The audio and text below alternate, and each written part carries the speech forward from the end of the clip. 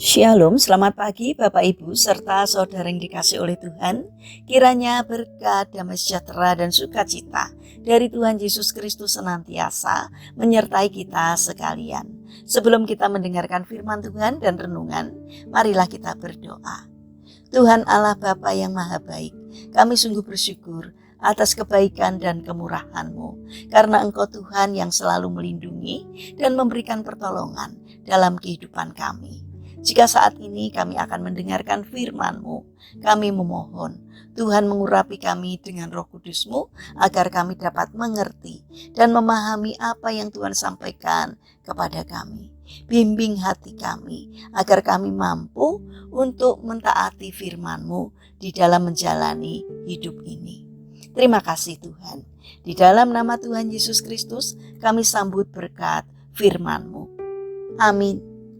Bapak Ibu serta saudara yang terkasih, bacaan firman Tuhan saat ini diambil dari TB2 dari kitab 2 Samuel pasal 16 ayat ke-10. Demikianlah sabda Tuhan.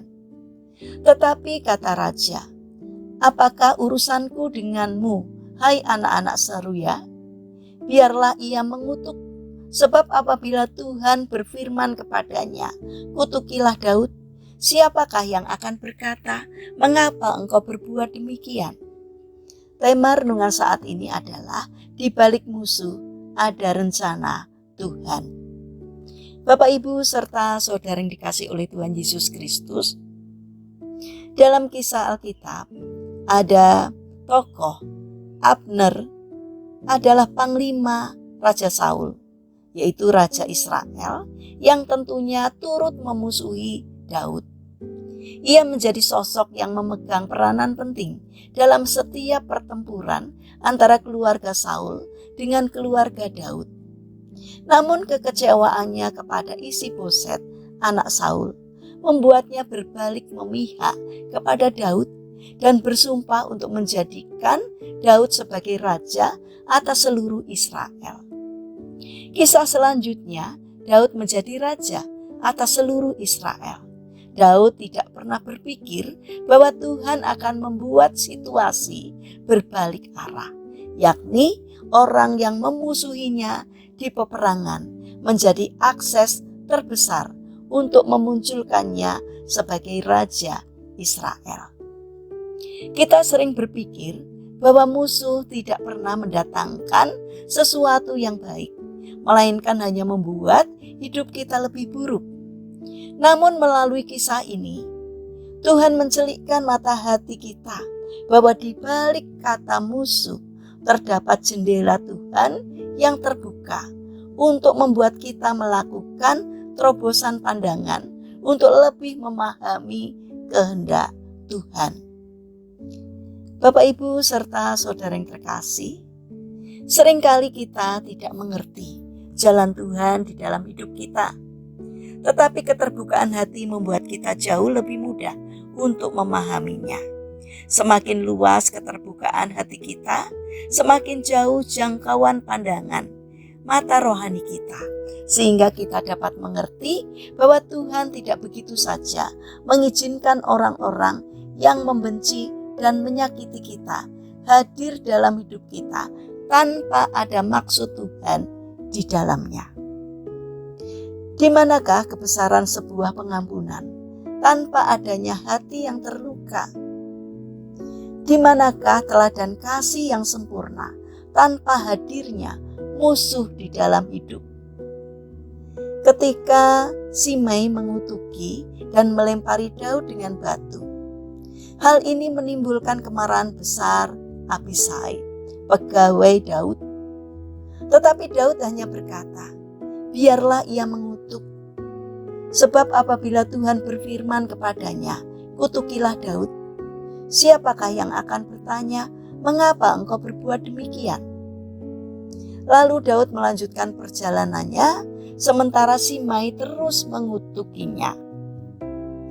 Bapak Ibu serta saudara yang terkasih, bukankah banyak di antara kita bereaksi seperti Abisai yang penuh dengan kemarahan dan ingin menghentikan perjalanan untuk sekedar membalas sakit hati yang ada. Mari kita meneladani Daud. Tanggalkan panas hati dan lanjutkan perjalanan hidupmu untuk makin mendekat kepada rencana Tuhan. Ingat, kita tidak memiliki hak untuk menanyakan keberadaan Simai dalam hidup kita. Kita hanya memiliki hak untuk tidak membiarkannya menghentikan langkah kita untuk lebih mengenal rencana Tuhan. Mari kita membiarkan Tuhan bekerja dengan segala caranya untuk menggenapi rencananya yang terindah bagi kita, sekalipun di luar jangkauan pengertian kita. Mari kita bangun karakter sabar dan percaya pada rancangan Tuhan, karena rancangannya akan mendatangkan kebaikan bagi kita. Mari kita berdoa. Tuhan Yesus yang Maha Baik, berilah kami kesabaran dan kerelaan untuk menerima sikap permusuhan orang lain, sehingga kami bisa lebih mengerti maksud dan rencanamu di dalam hidup kami. Saat ini kami mendoakan ya Bapa, bagi mereka yang mengalami permasalahan dan kesulitan hidup. Kiranya mereka tidak menyerah dalam menghadapi kesulitan, melainkan bangkit berjuang. Kiranya Tuhan memberi kemampuan sehingga setiap kesulitan yang dialaminya dapat teratasi karena pertolongan Tuhan. Bagi mereka yang terbaring sakit, kiranya Tuhan memberkati setiap upaya yang mereka lakukan. Kiranya Tuhan berkenan hadir untuk menghibur, menguatkan, dan menyembuhkan. Bapa yang Maha Baik, kami ingin menyerahkan seluruh aktivitas kami hari ini ke dalam tangan Tuhan. Sertai dan berkati apapun yang kami kerjakan, sehingga dapat mendatangkan berkat dan sukacita, tidak hanya bagi diri kami, namun juga bagi sesama kami. Terlebih kiranya apa yang kami kerjakan boleh berkenan di hati Tuhan. Terima kasih Tuhan, kami serahkan doa dan sembahyang kami hanya kepada Tuhan Yesus Kristus, Juru Selamat kami, Penebus kami berdoa. Amin. Puji Tuhan, Bapak Ibu serta saudara yang terkasih, kiranya firman Tuhan dan renungan hari ini dapat menjadi berkat bagi kita semua. Haleluya.